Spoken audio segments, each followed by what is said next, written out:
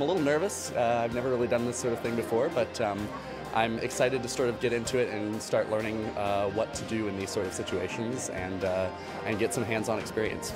Our Quaker advocacy class started in February, and as a group we have 17 students, and we've been working to produce a climate change declaration for our school. And now we're in DC hoping to represent our school's beliefs and tell our representatives what matters most. We're learning a lot about climate change and what that means for our country and what that means for us as citizens and what we should do. I'm really passionate about this stuff, and getting the tools to do this correctly and effectively is really going to help. There are a lot of people around the country who have been working on how to communicate about the climate. Climate change is it's an emotional issue as much as it's an issue that people connect to intellectually, and so you really want to change people's hearts as much as their minds about it.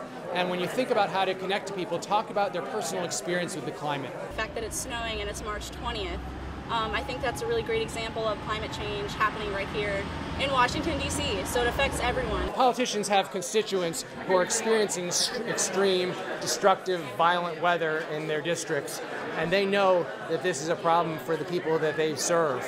And so if they can be reminded that the weather is something that's affecting people, then they're going to clearly want to serve their constituents well by addressing this issue. We haven't just heard the voices of our panel of speakers, but we've actually been hearing a lot of really powerful stuff from the people who have come in and gathered from all over to talk about this. Getting people in, students in college and in high schools talking about climate change and talking to the representatives involved in the democratic process is absolutely an important part of this long-term effort. It was really cool to hear different people stand up and tell about their background and the issues they're dealing with in their home communities. The training was very helpful yesterday. I got a lot of information that I didn't know before.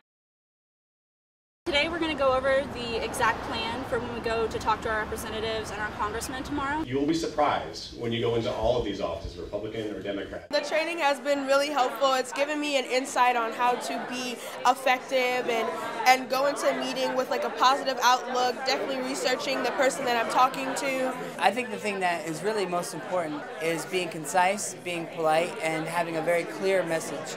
So that's sort of what we've been reinforcing today. It's just also really important to remember that you don't have to be an expert. I really feel a lot better now.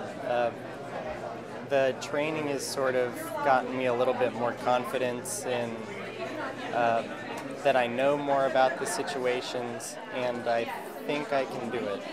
It feels really good to have FCNL supporting us throughout all this, and kind of having this base of operations is really wonderful, especially because it feels like we're not going this alone. We have a whole wealth of resources here to sort of draw upon. Otherwise it would feel a lot more intimidating and a lot scarier. Hey, welcome. Thank you. Great to meet with you.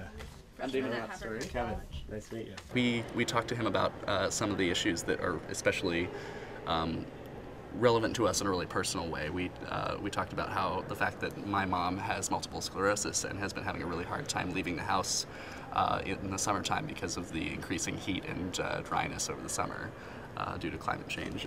And I was actually evacuated from my house for a fire last summer in Colorado.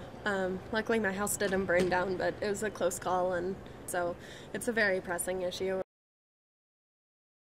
I'm pretty nervous. I'm also excited to get to represent my school and my state. I want to make an impact by being myself. As young students and as members of the future generation, we're very concerned about the issues. I think my view of lobbying when I came here was along the lines of, this isn't necessarily going to be that effective, but this is all I can do. Like this is the voice that I have, and I have to use it.